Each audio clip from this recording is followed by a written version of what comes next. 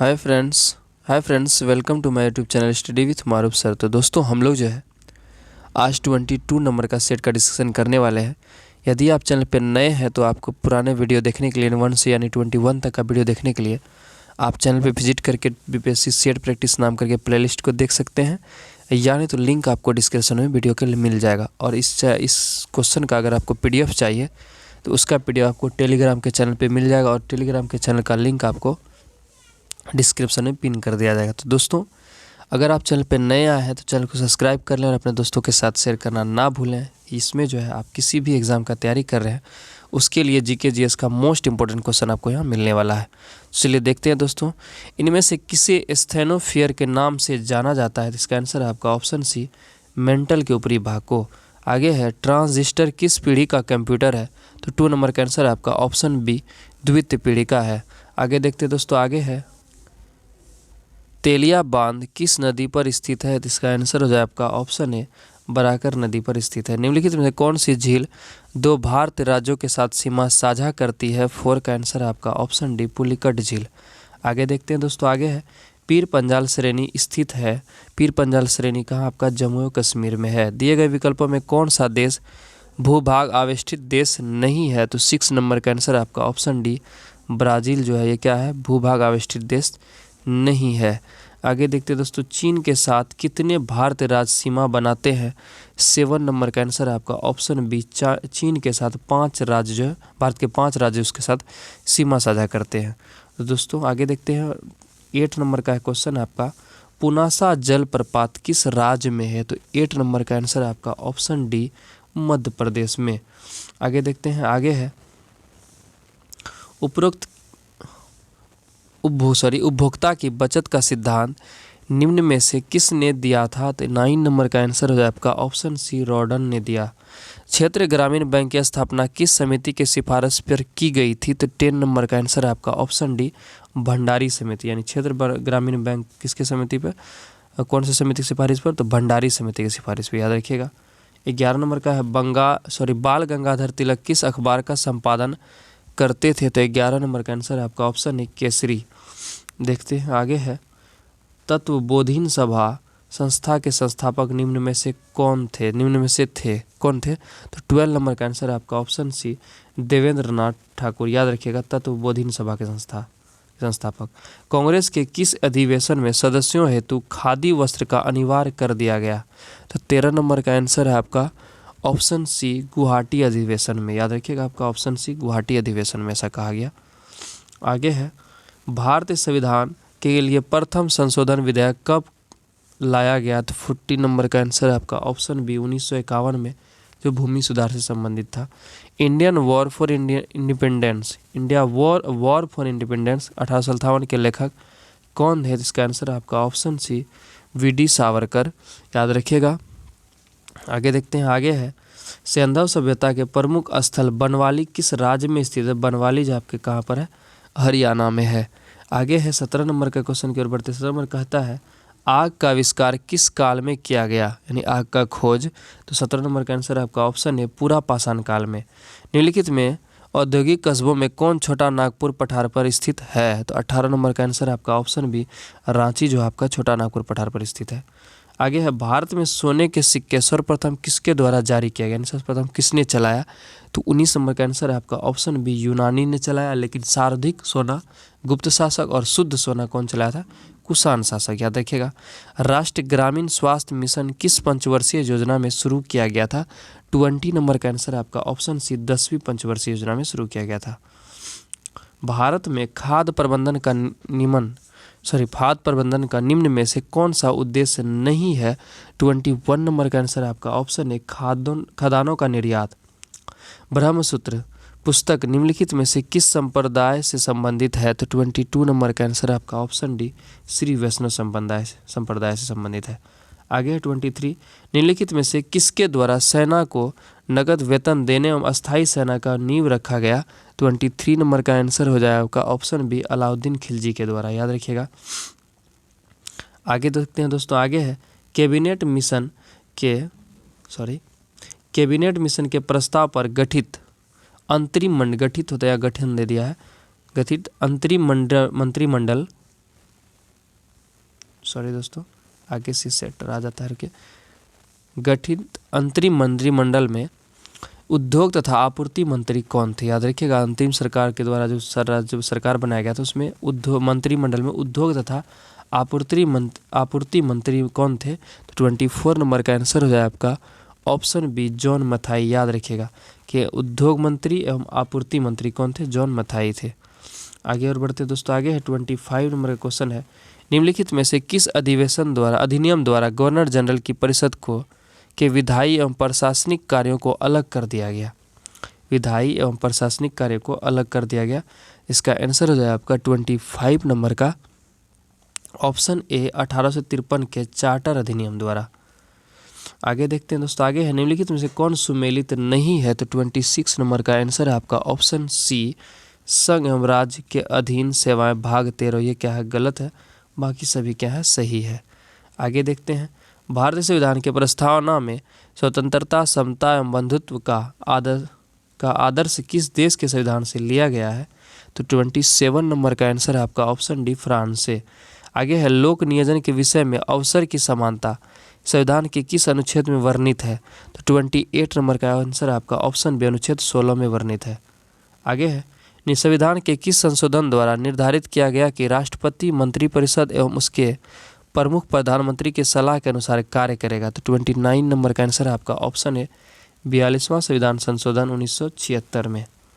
संविधान के किस संशोधन द्वारा राष्ट्रपति मंत्रिपरिषद एवं उसके प्रमुख प्रधानमंत्री के सलाह के अनुसार कार्य करेगा? 42वां संविधान संशोधन में बोला गया है।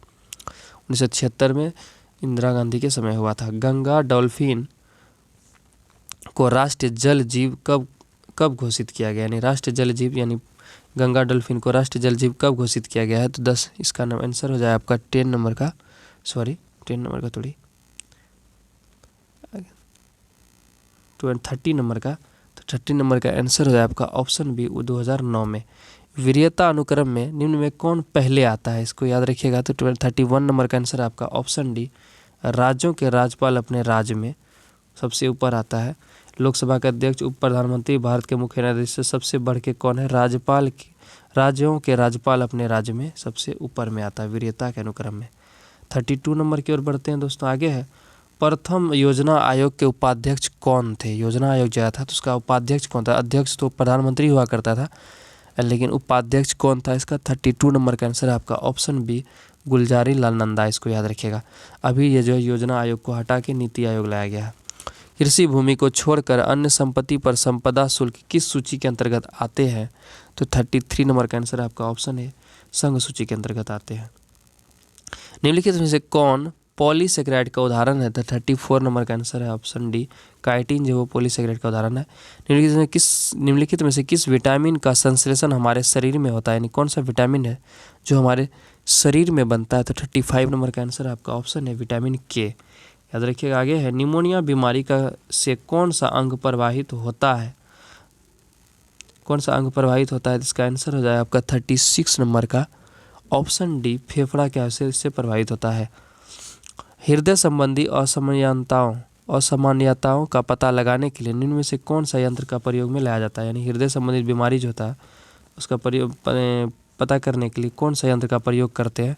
तो इसका आंसर आपका 37 नंबर का ऑप्शन बी इलेक्ट्रोकार्डियोग्राफ, जिसको हम लोग ECG कहते हैं शॉर्ट में।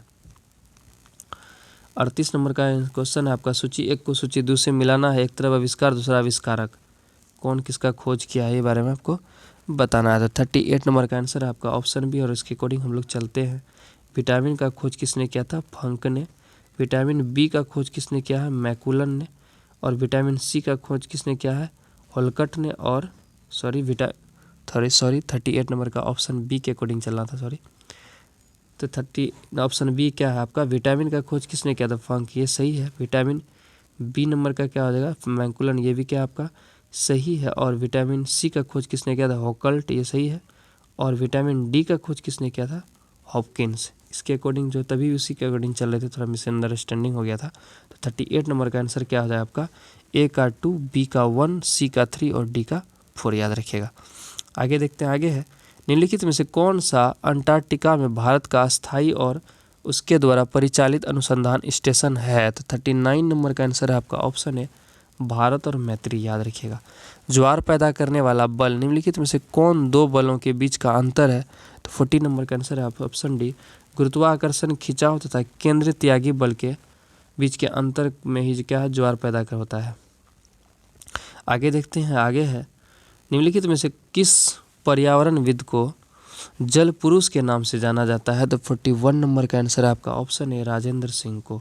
अंगूर में निम्नलिखित में कौन सा अम्ल पाया जाता है? तो 42 नंबर का आंसर है आपका ऑप्शन सी, टॉर्टिक अम्ल। 43 की ओर बढ़ते हैं, ग्रेफाइट के संबंध में निम्नलिखित में से कौन सा कथन गलत है? तो 43 नंबर का आंसर है आपका ऑप्शन डी, इसमें कार्बन sp3 संकृत रहता है, ये क्या है, गलत है।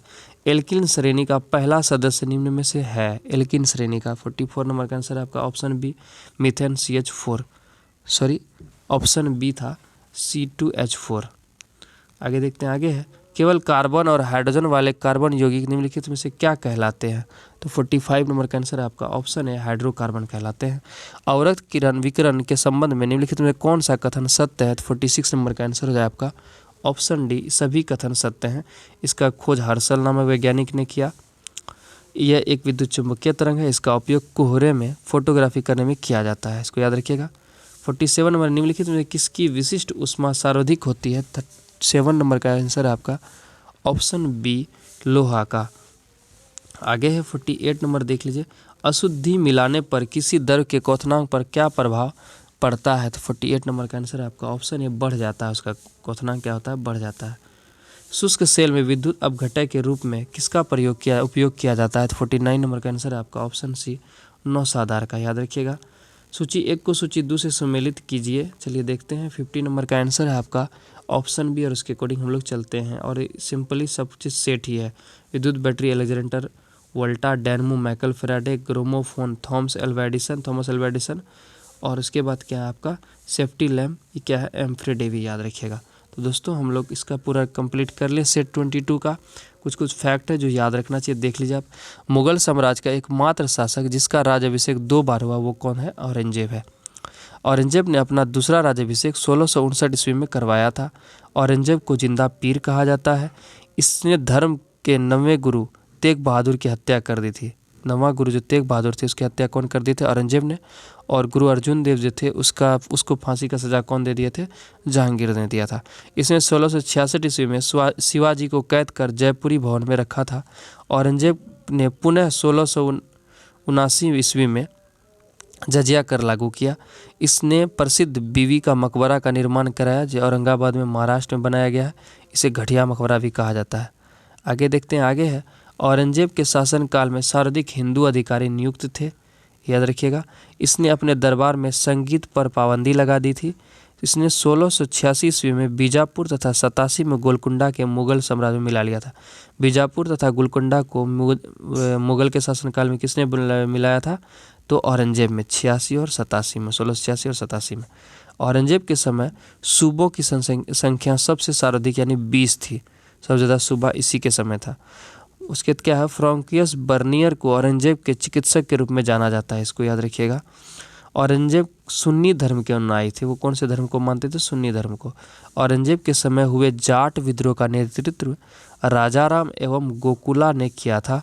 औरंगजेब वीणा बजाने में दक्ष था, इसको हम लोग याद कर लीजिए। आगे देखते हैं दोस्तों, आगे जो है हम लोग डिस्कशन नेक्स्ट वीडियो में करते हैं। तब तक के लिए धन्यवाद।